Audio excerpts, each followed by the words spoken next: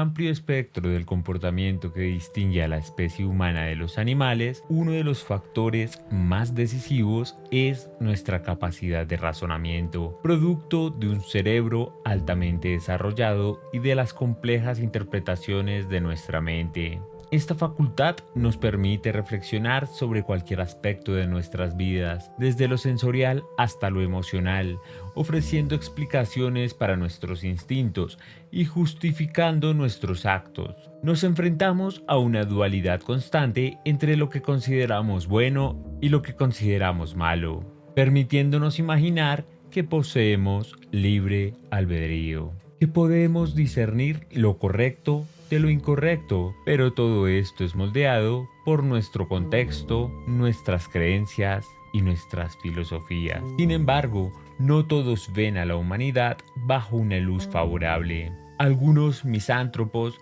describen a nuestra especie como un parásito o un cáncer terrestre, argumentando que en lugar de convivir armoniosamente en el planeta, lo que estamos haciendo es corroerlo con nuestro incesante afán de progresismo. Acusan a la humanidad de contaminar a través de la tecnología y el avance científico y de perpetuar la miseria mediante guerras, avaricia e indiferencia. A pesar de que la historia humana esté plagada de atrocidades inimaginables, con registros de genocidios, asesinatos y vejaciones que podrían hacer parecer a Lucifer un novato en materia de maldad, la idea de que somos intrínsecamente malévolos no es universalmente aceptada ni puede considerarse un rasgo con el que definir a nuestra propia especie. Tras un intenso debate, varios académicos y expertos afiliados a la UNESCO concluyeron esta controversia sobre la maldad innata en los seres humanos. Argumentaron con pruebas y justificaciones científicas que, aunque existen individuos que pueden describirse como monstruos o demonios y que son capaces de perpetrar todo tipo de perversidades, estos casos son excepcionales y no la regla. En la mayoría de los humanos la tendencia a la maldad no es una característica habitual, sino más bien el resultado de una combinación de factores como la psicopatía, problemas mentales o condiciones desfavorables dentro de sus contextos, que serían las situaciones que, según sostienen, estas estarían alejando la esencia común de nuestra existencia cotidiana y del núcleo de nuestra naturaleza, como si la violencia fuese un elemento ajeno a nosotros. La UNESCO en el año de 1985 determinó junto a 20 prestigiosos académicos lo que se denominó el Manifiesto de Sevilla sobre la violencia, un documento que deja perfectamente claro que conclusiones como la guerra es parte de la naturaleza humana, que hemos heredado conductas violentas a través de nuestros ancestros o que estamos genéticamente programados para la violencia y que nuestro cerebro es agresivo por herencia genética de nuestros antepasados animales, son afirmaciones totalmente erróneas, falsas y científicamente incorrectas, dictadas por el odio y el afán de causar molestia, una controversia inútil que no tiene respaldo científico. Por lo tanto, decir que somos malos por naturaleza es una total mentira. No obstante, si bien así lo determina la ciencia en un documento que tiene más de 50 años, ha habido investigaciones a lo largo del tiempo que tal vez demuestren lo contrario, una presunta excepción a la regla. Entre ellas se encuentran la investigación del psicólogo Philip Zimbardo, previa a la reunión de los académicos de la UNESCO, que a través de métodos bastante alternativos y cuestionables logró hipotéticamente demostrar que tal vez no hay buenas personas ni malas por naturaleza, sino que es el contexto y las circunstancias sociales las que nos pueden llevar a cometer acciones denominadas como malignas, siendo todos vulnerables a la maldad, no por un sentimiento ni por un impulso, sino por condicionamiento social. Cuando nos vemos sometidos a roles de poder, donde debemos seguir órdenes o ejecutar libremente nuestra voluntad desde el anonimato, todo se hace factible.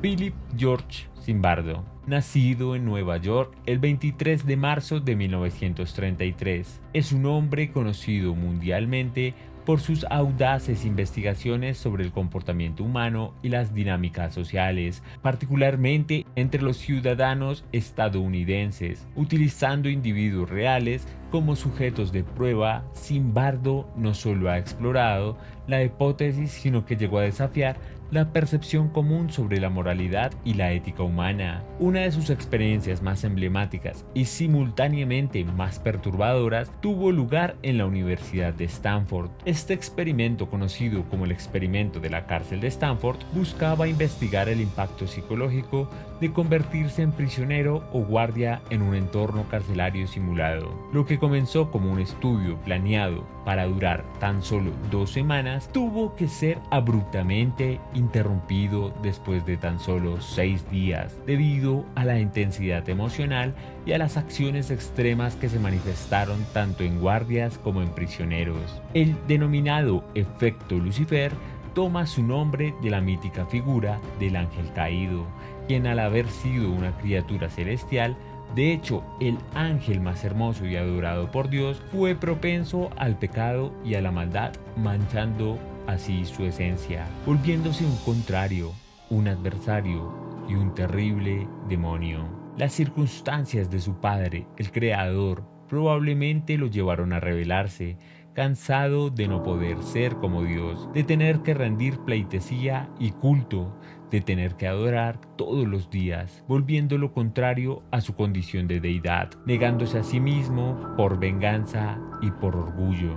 El controversial experimento del Dr. Philip Zimbardo indicó desde la psicología que el comportamiento de los seres humanos se puede establecer fácilmente por su entorno, haciéndonos a todos potenciales criminales, según las situaciones en las que nos encontremos inmersos. Este estudio consistió en generar un ambiente y asignar roles sociales que influirían dramáticamente en el comportamiento del individuo. Los participantes eran todos estudiantes universitarios normales y sanos. Fueron divididos aleatoriamente en 2 grupos: prisioneros y guardias. Los guardias adoptaron comportamientos autoritarios y a menudo eran crueles, mientras que los prisioneros se sometieron rápidamente. Algunos incluso mostraron signos de estrés emocional severo. El experimento demostró que a través de la autoridad simbólica conferida por los uniformes y las porras,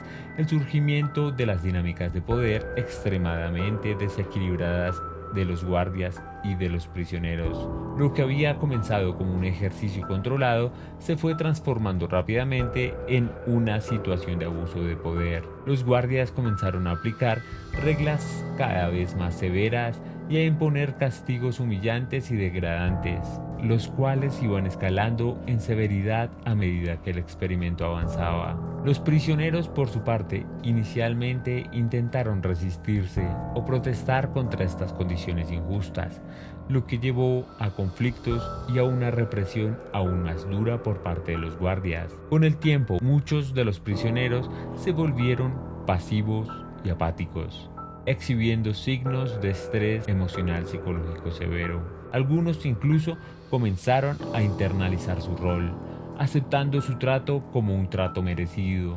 El ambiente en el sótano de la Universidad de Stanford se iba volviendo cada vez más opresivo. Aunque el Dr. Zimbardo indicó que debía mantener el orden en todo momento, nunca les explicó cómo o de qué forma, por lo que los roles de poder se salieron de control y algunos de los guardias perdieron la serenidad y se volvieron sádicos, especialmente violentos. Algunos prisioneros lloraban y se quejaban desesperados. Otros fueron obligados a realizar intensas actividades físicas, a limpiar baños y a hacer otro tipo de actividades degradantes en frente de los demás, poco a poco fastidiándose de esta prueba. Las primeras horas fueron relativamente interesantes. No obstante, conforme pasaba el tiempo, los jóvenes se metían más y más en sus personajes, llegando a circunstancias lamentables. Los guardias les negaban el uso del baño, los obligaban a hacer en cubos que rara vez eran vaciados, los desnudaban para que hicieran ejercicios extenuantes, demostrando cómo alguien con un poco de poder, independientemente de sus principios o ideas personales, podría llegar a volverse en un ser humano despreciable, tal vez disfrutando del dolor ajeno, con la excusa de que está siguiendo órdenes o de que no es fácilmente reconocido.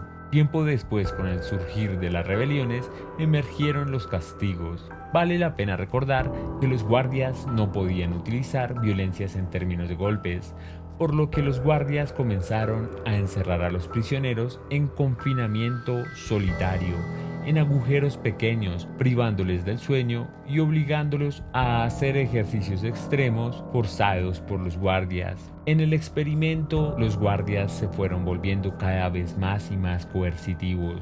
Adoptaron formas de ser realmente autoritarias, hablando con gritos a los reos, obligándolos a permanecer por horas sin luz, sin alimentos cuando eran revoltosos y siendo castigados con abusos físicos y psicológicos, generando en los estudiantes verdaderos problemas emocionales y mentales, circunstancias de estrés extremo y desesperación. Algunos de los presos empezaron a sufrir de brotes psicóticos, cuadros de depresión, de ansiedad y de angustia severa, por lo que fueron retirados del proyecto y de la investigación, considerando que su salud estaba en riesgo, ilustrando de manera alarmante cómo las personas pueden adaptarse a roles de poder y de sumisión de formas que contradicen el comportamiento habitual. Este fenómeno, observado por Zimbardo, destacó la capacidad de las estructuras de poder y los entornos sociales para influir en la conducta individual hasta el punto de alterar profundamente la moralidad personal de quienes se involucraban. El experimento tuvo que ser interrumpido prematuramente, tan solo 6 días en lugar de las 2 semanas que habían sido planeadas. Y todo esto debido a las condiciones éticas inaceptables y emocionalmente perturbadoras que surgieron. La rápida degeneración de la conducta humana observada subrayó la importancia del entorno y el poder en la configuración de las acciones humanas, apoyando la teoría de que la maldad puede ser el resultado de situaciones creadas, no una disposición innata. Los resultados del experimento de la prisión de Stanford provocaron un intenso debate y una reflexión en la psicología sobre los límites éticos de la experimentación y el impacto del entorno en la psicología humana. Además, reafirmó la idea de que las estructuras y las circunstancias, más que las disposiciones inherentes, son determinantes clave en el comportamiento humano.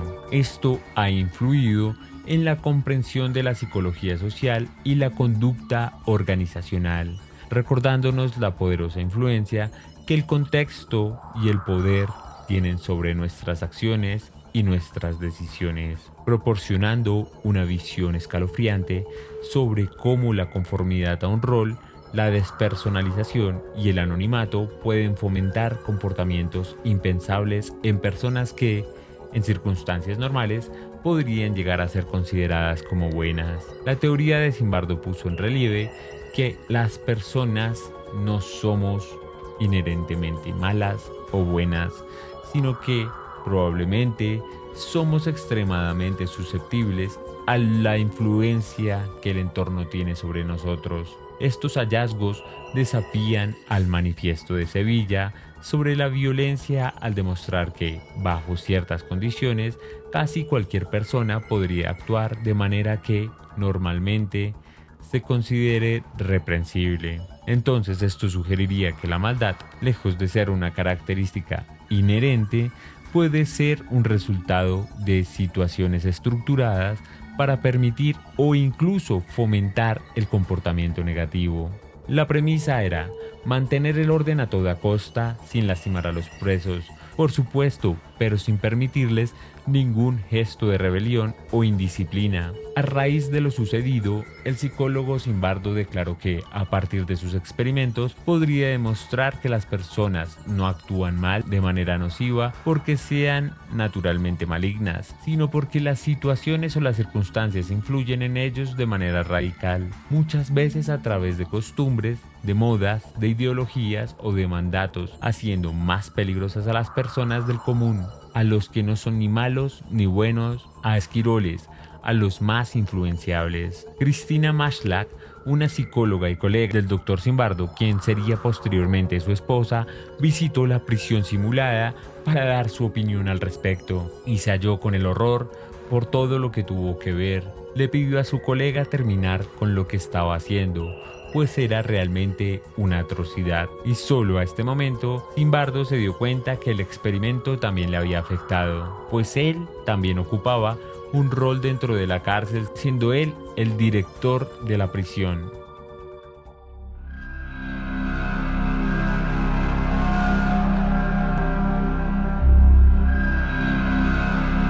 Evidentemente, el experimento sobre el efecto Lucifer fue criticado por muchos colegas de Philip Zimbardo, también por otros representantes y académicos importantes dentro de la comunidad científica internacional.